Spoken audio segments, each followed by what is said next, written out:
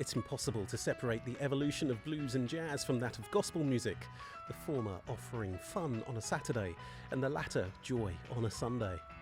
The Mississippi Delta and its Pentecostal church music would follow the great migration of African Americans from the south to the north, and with it, gospel music would become the centerpiece of these new and prosperous communities.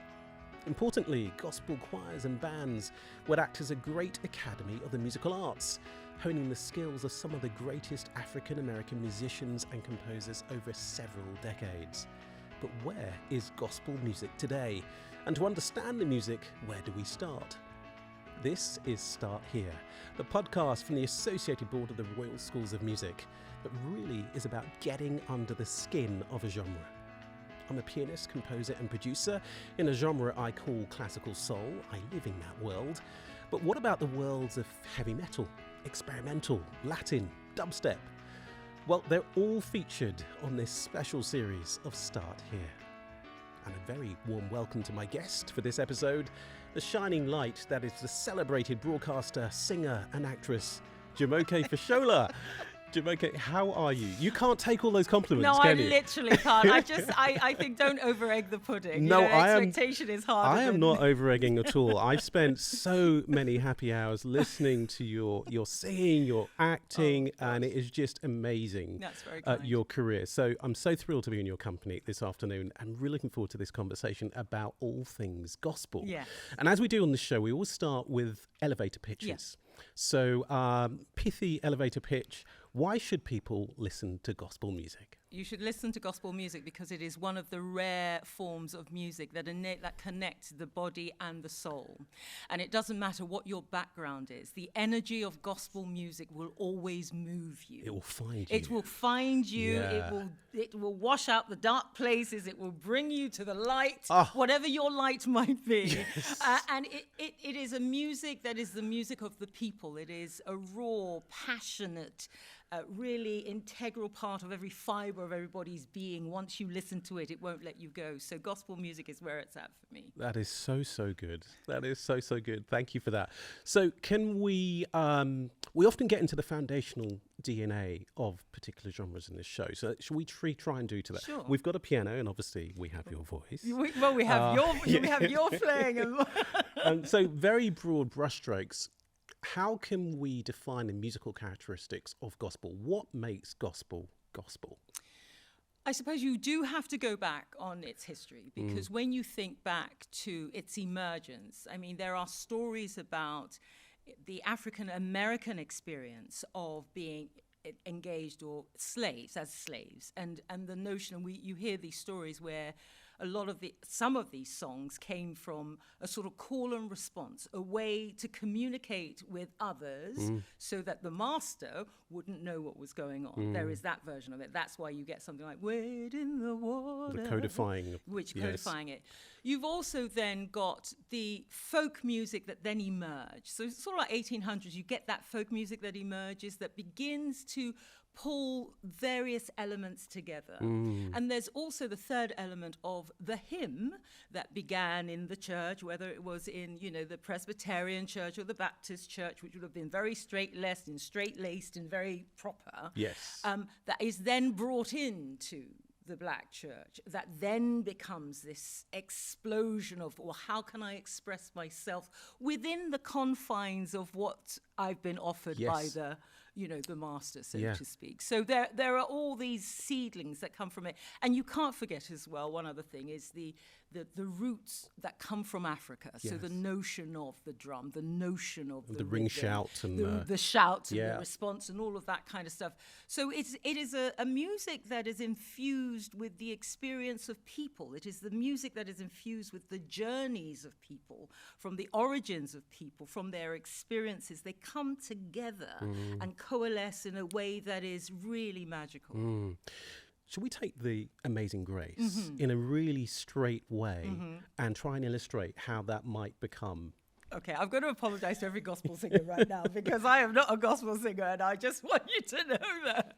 But do it because you would be able to. So let's just take F major as a starting key. Yeah. So one might hear it.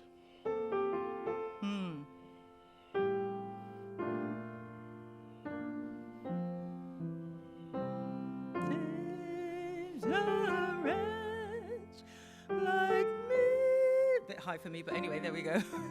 Let's go down.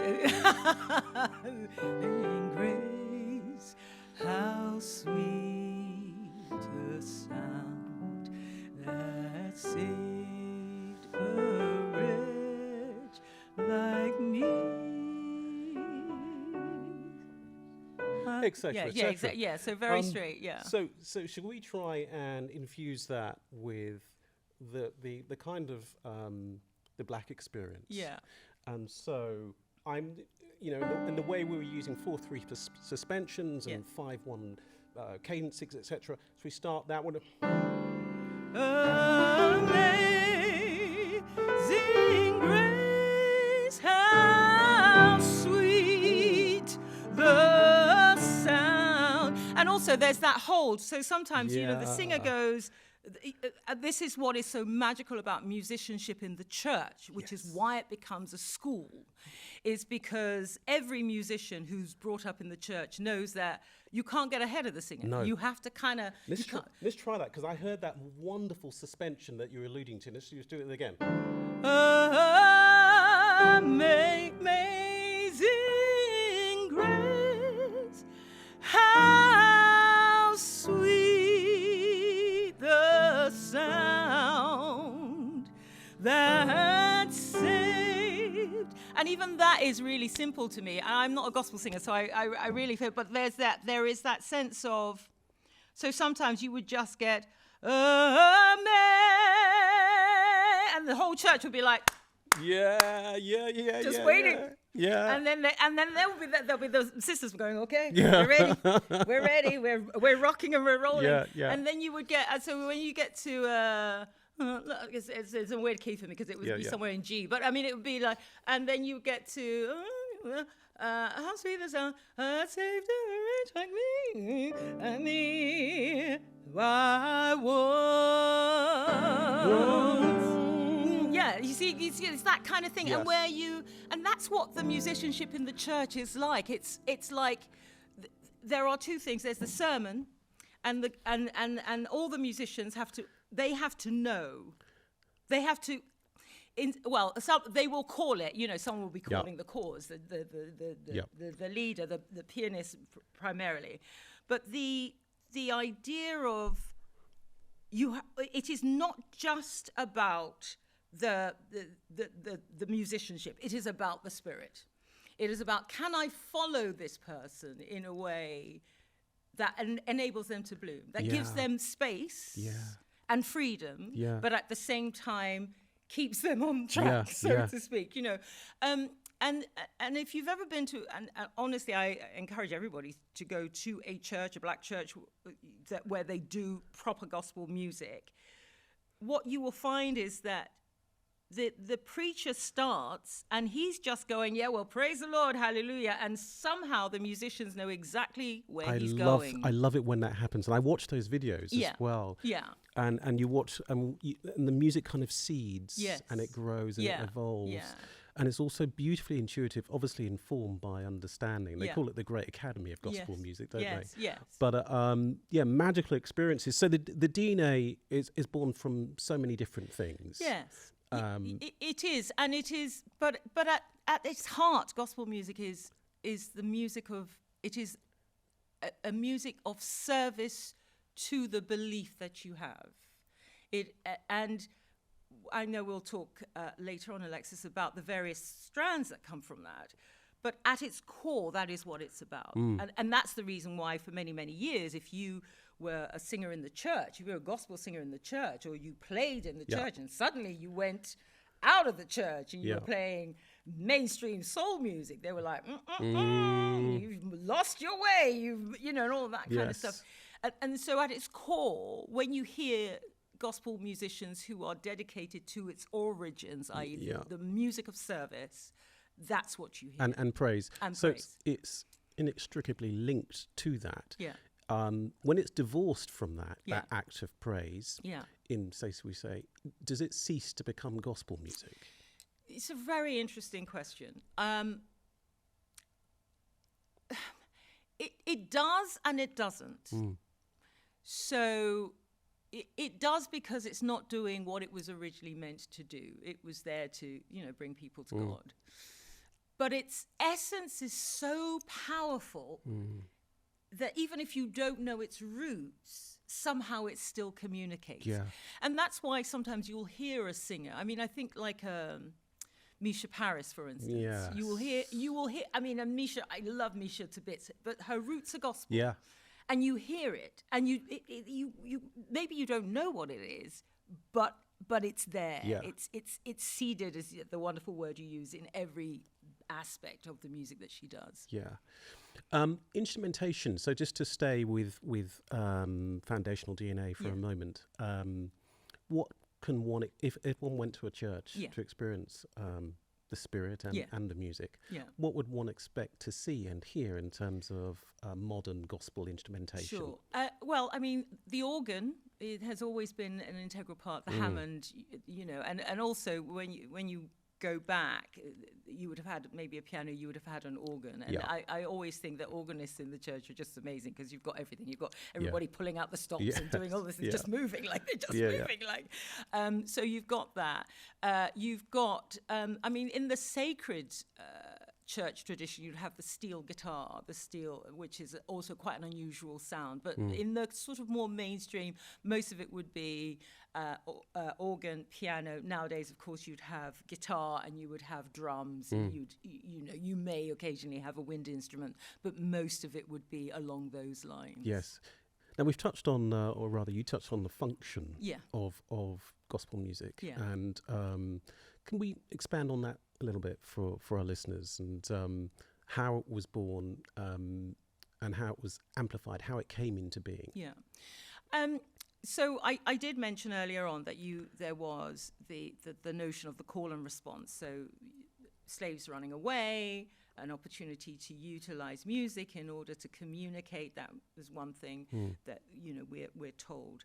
But also eventually it becomes a way of communicating within not only within the church walls, but also external. So you think about somebody like Martin Luther King, and you think about the whole journey that America took with regards to black liberation and the importance that the church played in that. Yeah. And you can think of somebody like Mahalia Jackson standing on those grand steps, singing out, to thousands and thousands of people to encourage them. And then, of course, you've got Mahalia Jackson at somewhere like the Newport Jazz Festival, where she looked, if anyone wants to watch something that will move you but also amuse you, is to watch her at the Newport Jazz Festival singing a song for trumpeter, and his name has just gone out of my brain, but singing a song for him, but this wig was just moving left, right, center. Just incredible. But she didn't care. And that was the thing I took from that. It was like, it's about the music. It's not about the way I look. It's about the music. And I just thought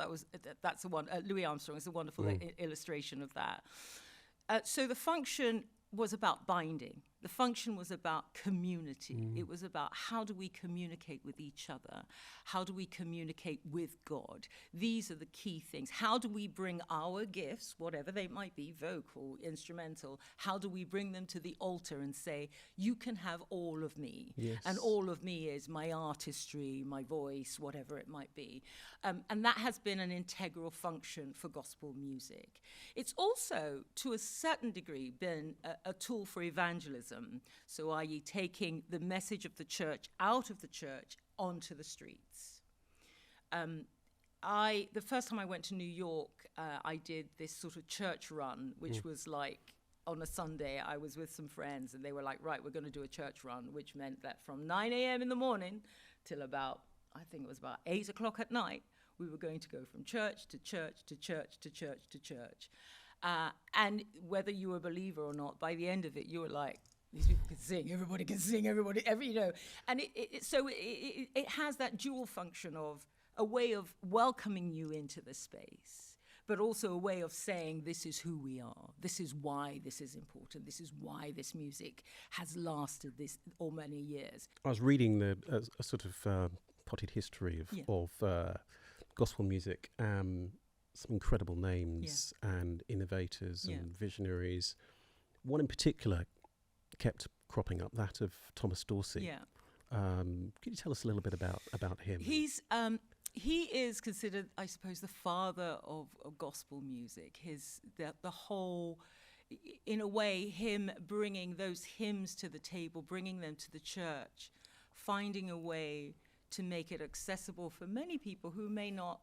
Oh, we live in an era where lots of people read music, but actually, often it's not about what's on the page. It's not about the dots and all of that. It's about what you hear and how you communicate that.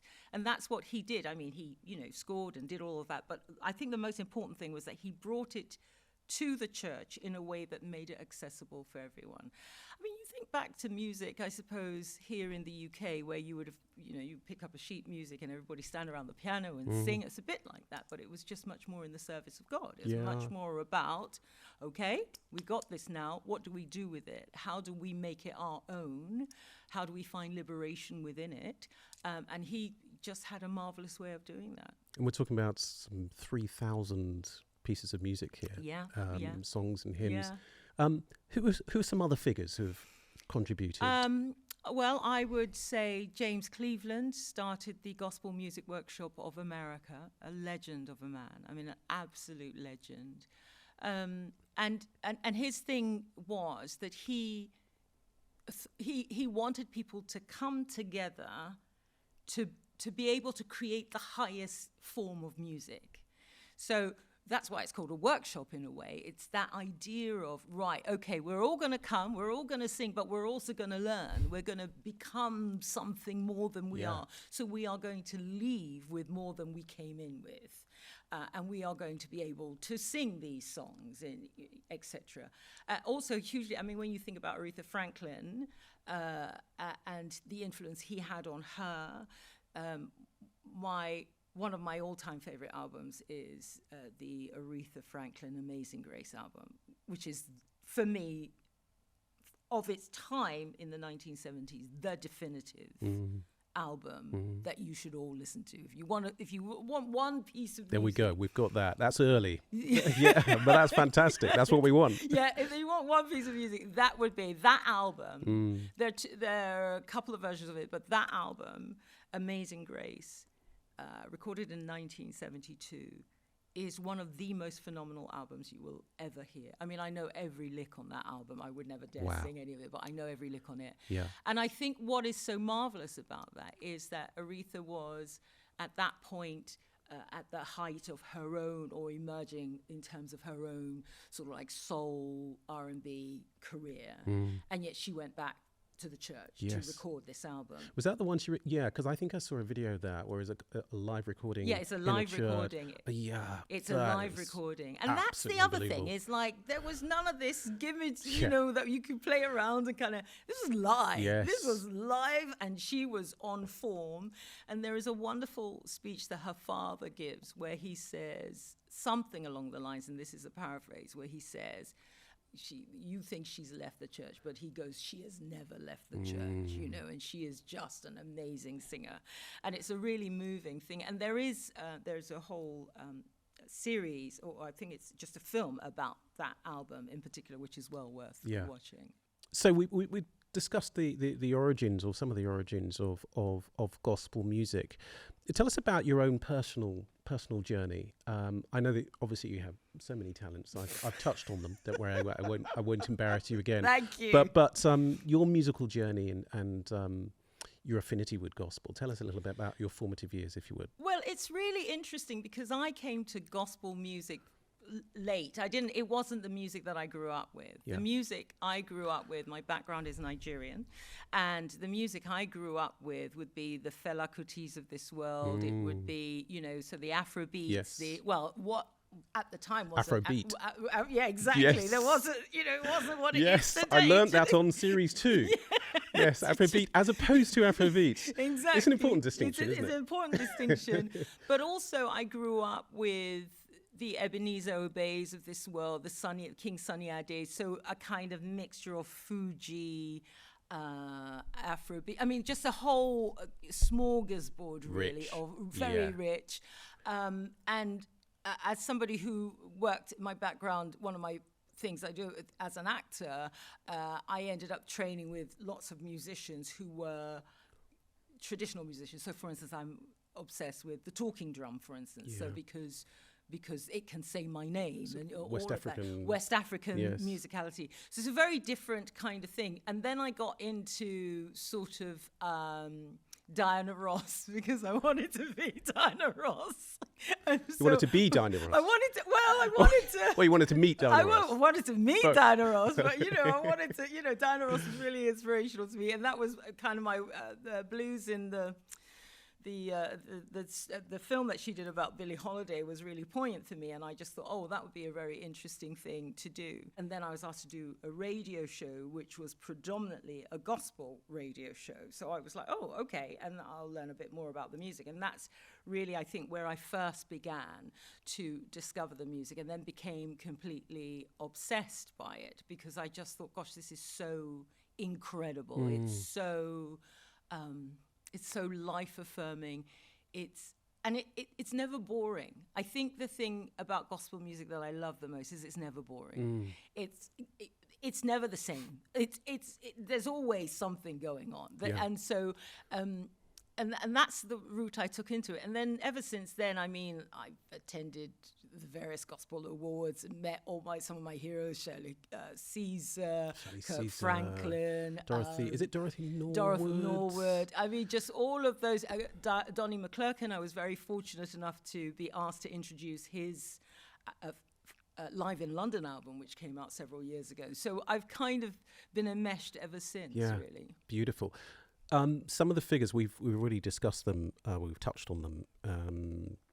Aretha Franklin, Misha Paris, you mentioned as well. Yeah.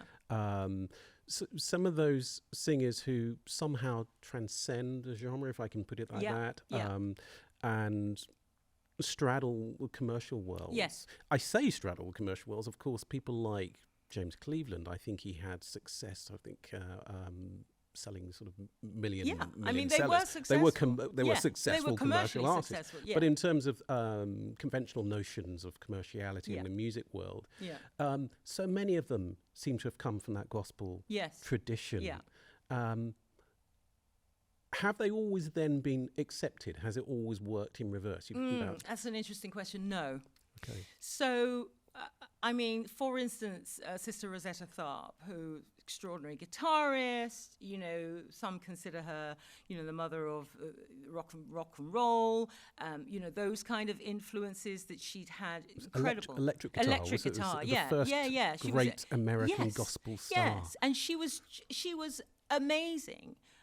But the backlash from that, is it outside the church or is it inside the church? If it's outside the church, there'll be many people going, well, no. I mean, we're talking about churches where for many, many years you couldn't wear lipstick, you couldn't wear makeup, you couldn't do, you came as you were, natural. You had to become natural. There was none of this comment, I'm going to do a bit of it now. No. Nowadays, those are very different. But anyway, that's a different story. So there are people like that. Shirley Caesar is an interesting one, for instance. We mentioned her earlier on. She has always stayed in the church. She has always stayed in the church. And yet her reach is huge. Now, part of that is down to, I don't know whether you know this thing about the Thanksgiving song where she it wasn't a Thanksgiving song at all. It was just, she was just listing all these vegetables, and somehow it became a viral thing. Okay. There's like potatoes and salad, and this suddenly became a real viral moment. But she has always stayed in the church and done very, very well in the church. Never strayed. So I mean, that's what some people would say. So I think it depends on how brave you want to be, what is important to you. Legacy. And I mean, UK singers like Loreen Cato, who is phenomenal and actually straddles the world of gospel and jazz. I mean, her jazz chops are unbelievable. I mean, I heard her recently with the London Sinfonia Orchestra. Unreal. I mean, just incredible. But again, has stayed within the so-called confines, if you like, of the church. And I think it's a difficult one. It depends. And also don't forget there are lots of traditions. So there are lots of church traditions, some much more conservative than others, like in any other faith tradition. So you'll find that that's part of the decisions that people make. Let's touch on gospel's adjacency to other genres of music. So, for instance, hip hop Yeah. and pop and rock, Yeah. and can you throw any sort of light on that for us? Yeah, you wouldn't have a Beyonce if you didn't have gospel. I mean, it's as simple as you wouldn't have a Beyonce. It's interesting. I mean, we touched earlier on about melisma, about how important that sound is to gospel music. But it also becomes this exercise in how long can I hold my breath, and how many licks can I do, and how many intervals can I hit, and all of this kind of stuff. Sometimes it gets too show-offy. I mean, you can always tell that's currently a conversation that's being had in churches, like, why does simplicity not equate to the same thing as being able to sing 101 notes? Okay. So it's thrilling, Yeah. but does it communicate the message? That's a question people are asking themselves. Yeah. Yeah. So of course, Beyonce. Then you've got Mariah Carey. So you go into this stepping stone, which starts with, for some, not all, we come from the church. This is what we know. This is how I know how to sing. This is how I know how to play, etc., etc. And then you slowly get out of further and further into the world or mainstream, and you take those chops with you. But suddenly it becomes about influencing those genres, which is a good thing. I mean, you think about Elvis Presley, the kind of influences that he was influenced Indeed. by. Yes. There's all of that kind of stuff, and that's fine. It's a cross-fertilization. It is a, sowing new seeds. It's a way of doing things. And I mean, even Little Richard, when you think about Little Richard, where he came from, you know, or you think about a Ray Charles, all of those people came from, if not a full church background, and the influence of that music. It's an interesting thing, isn't it? Because it to me, it sort of speaks of that unique alchemy that exists when you hear artists who've been able to successfully navigate that threshold. Like, how much can an audience take? How much can I infuse this particular music with one? You mentioned Elvis Presley. I'm reminded of, say, "Love Me Tender." Yeah.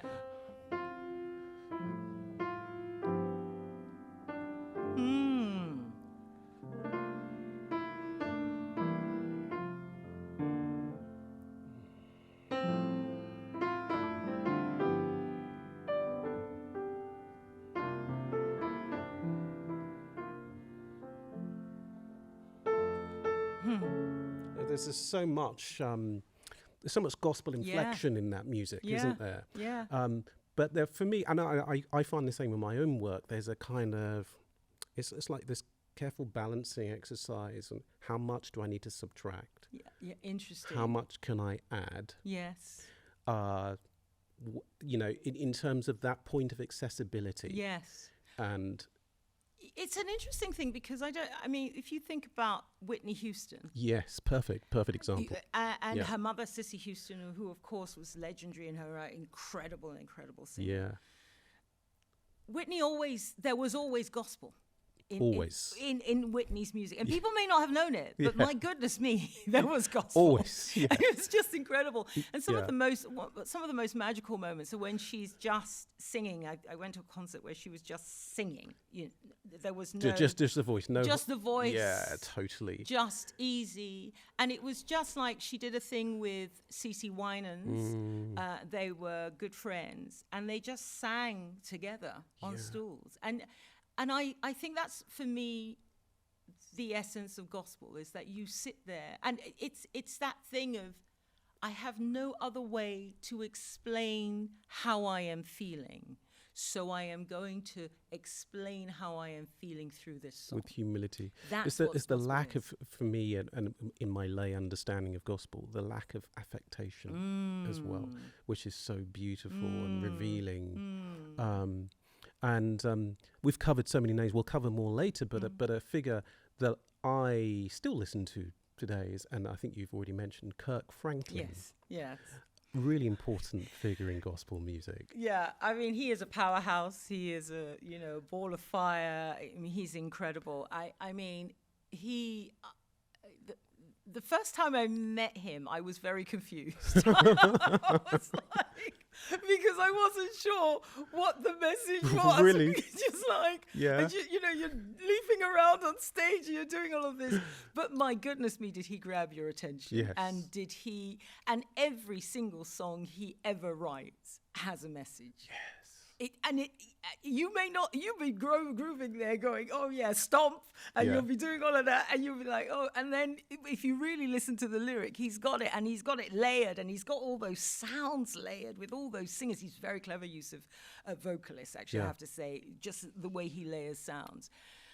His influence is undeniable, and also what it did was, alongside the James Clevelands. Cleveland did it in a slightly different way. André Crouch did it in a different way because André Crouch came in the 1970s, so that whole Jesus movement. Well, that's a new name to us. Oh, right, Tell us about him. André Crouch is the song "The Blood Will Never Lose Its Power." André Crouch is actually the foreteller of the Kirk Franklins of this world. Got it. He was a twin with his sister Sandra Crouch, but he was preeminent at the time. He was the person you would listen to if you were in the 1970s, 1980s, you were following the Jesus movement. He made gospel music accessible to a whole new audience. In a commercial. In a commercial way, but in a sort of more in a commercial, but in an evangelical way. Yeah. So in the early 1990s or late 1990s, 2000s, that's when Kirk Franklin comes along. And the first thing he does is he breaks down all these barriers. And, he's bringing you church in your living room, but in his own way. Can we touch on production then? And music production? Because when I listen to Kirk Franklin, I hear, lots of textual detail in his production, which I really appreciate in terms of musicianship. Yeah. And how important is that in the world of contemporary gospel music? It is key. He revolutionized that sound. Yeah. And I think there's still the old people in the church, still a bit of grumbling going on, this ain't gospel. But actually, he revolutionized, he brought it kicking and screaming into the 21st century. I mean, him using a Brothers Johnson track and then layering on with some gospel is like, nobody saw that coming. Yeah. And also what he does is he was probably one of the first people, if not the first person, to utilize samples in order to layer the gospel music, so to speak. And so that's quite an interesting thing. So you will hear a song that that you identify. You'll be like, oh, I know that groove. I know where that is. And suddenly it becomes something else. Very, very clever. Unstoppable in terms of energy, in terms of the way he not only wrote, but also the way he performed, and also the way he utilized the skills in the church. I mean, at its core, if you listen to Kirk Franklin, he's still doing church. He's playing the chords. He's doing all of that. He's absolutely in the pocket with that. But his creativity is what allows the music to fizz, and also for the ear of somebody who likes the R&B or likes contemporary soul, or you hear something that you go, oh, I know what that is. Yeah. You're not alienated. You're like, oh, okay. Just he cuts through in a way that's interesting. I think so too. And what strikes me is that he's managed to synthesize the unmistakable charisma that one might recognize in a really powerful pastor. And somehow synthesize that in a way which is absolutely infectious. Tracks on social media as well. I mean, he's prolific on social media. And he somehow is emblematic of, for me at least, that sort of new gospel, the expression of new gospel, which is enthralling. We've covered so much ground, and I feel that people listening to this conversation will want to immediately jump off and find and locate some of these amazing gospel tracks and experiences and songs. where should they start? So for people new to gospel, where should they start? So we start with maybe vocalists, first of all. I would say Aretha Franklin. I would absolutely say if there's one album you should have in your collection, it would be the Amazing Grace album, recorded in 1972, without a shadow of a doubt. You want that full experience and actually put your headphones on, put noise cancelling on, wear your headphones and just get immersed in that. I would absolutely say you should start with that. I would then say any Kirk, and then coming all the way, well, actually, got to do Mahalia Jackson. Yes. You can't leave her out. No. Just, I mean, where do you even start with her? In the Upper Room would be a track, I would say, you might want to listen to. Because also one thing we haven't talked about is how physical the music is. Like the clapping is all integral to it. I mean, that's how it started. Yes. You've got all those hand claps and all of that. And that rhythm, if you've ever stood, I mean, I can't do it now, but if you've ever stood in a gospel church and they're going see those off, hands and brushing, you see those hands, and with the tambourines Yeah. going, you know, all of that. Yeah. It takes it back to folk music. It's a really important thing to recognize. So I would say Mahalia Jackson. I would say Milton Brunson, probably, the Reverend Milton. I would say James Cleveland. We've mentioned James Cleveland. So you've got a Donnie McClurkin, who I would say that Live in London album is worth listening to. Again, and it's interesting because it was recorded in Croydon at Fairfield Halls before a live audience. So I always think that listening to a live gospel album is the best way to get into it. Interesting. Because you hear the response. Yes. You hear the response. Yeah. And you can have pre-recorded albums, obviously, and they are lovely, but there's something about the live experience, whether it's audio or whether you can actually physically be there, that makes it really special. What about choirs? Oof, gosh, there's so many. Oh, where would I start with choirs? The Mississippi Gospel Choir, I think, would be one choir I would look at. I would also bring in slightly more traditional, but the Blind Boys of Alabama. I mean, because you would be aware of them singing on the soundtrack When You Walk in the Garden. Yeah, I know the movie you're talking about. The series, The Wire. Yes. And they do exactly. I love The Wire. That's one of my favourites. I love that. But I loved the fact that they brought in the Blind Boys of Alabama to do the title track. So I mean, just an amazing thing. If you listen to that again, just really fantastic. So absolutely. Goodness me, we've touched on so much. I just feel that with the live experience, if anyone feels in this country, well, of course this is a global show, but in the UK and US, if you could name one place, maybe on both those shores, where people should head to for an authentic gospel experience. I think if you were to go abroad, interestingly enough, in Europe, gospel has become very, very popular. But I'm always fascinated by the fact that a lot of Americans now take their workshops to Europe. So Scandinavia seems to be a very big place where people go, oh yeah, I want to learn about gospel.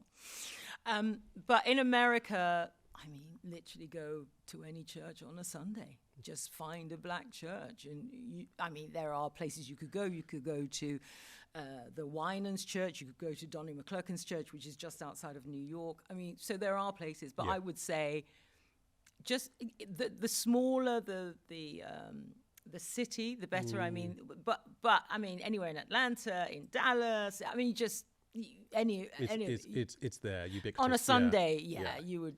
Yeah, amazing. So much. I feel fabulously informed. Thank you for your insights, and it's just been a pleasure to be in your company. Jumoke Fashola, thank you so much. Thank you, Alexis. Thank you for listening to Start Here, which is brought to you by the Associated Board of the Royal Schools of Music. If you liked today's episode, why not go back and check out Series 1 of Start Here? If you liked the gospel episode, you might enjoy our episode with the excellent blues musician Giles Robson. Follow ABRSM on TikTok and Instagram and tell us what genre of music you'd like me to unpack next.